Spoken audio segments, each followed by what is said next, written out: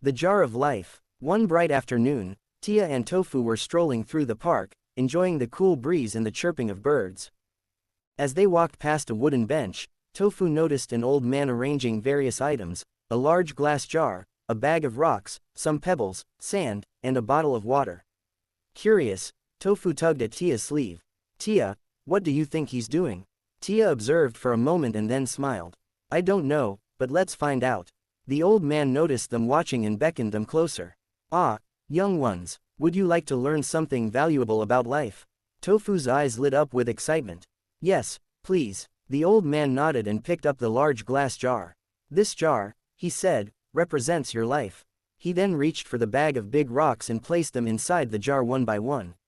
Soon, the jar was filled to the top with rocks.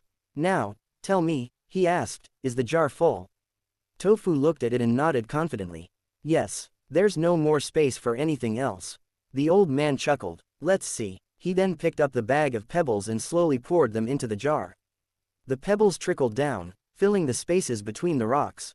He gave the jar a little shake, making sure the pebbles settled in completely. "Now, is the jar full?" he asked again. Tofu hesitated, looking at the jar closely. I guess it is." With a smile, the old man picked up the bag of sand and poured it into the jar. The fine grains of sand slipped into the tiny gaps left between the rocks and pebbles. Soon, the jar looked completely packed.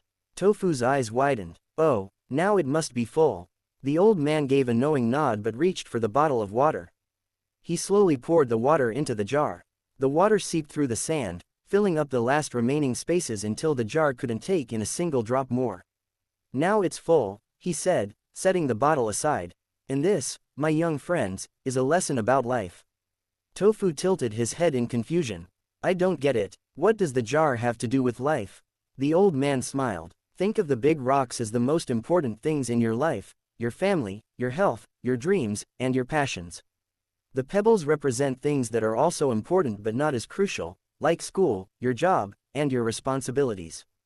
The sand represents the small things: games, entertainment, and minor distractions. If you fill your jar with sand first, there won't be any space left for the rocks or pebbles.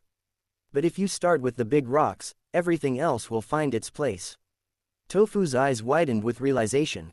"Oh, so if I focus on small things like video games and fun first, I won't have time for my family or studies." "Exactly." The old man nodded. "If you take care of the important things first, there will always be room for the smaller things. But if you waste all your time on the little things, the important ones might not fit in at all." Tia smiled. "That's such a wise lesson. It means we should always prioritize what truly matters." The old man nodded. "Indeed. And the water I added at the end is a reminder that no matter how busy life gets, there is always room for kindness, love, and laughter." Tofu beamed. "Wow, I'll never forget this." As they walked home, Tia looked at Tofu. "So, what are your big rocks?" Tofu thought for a moment.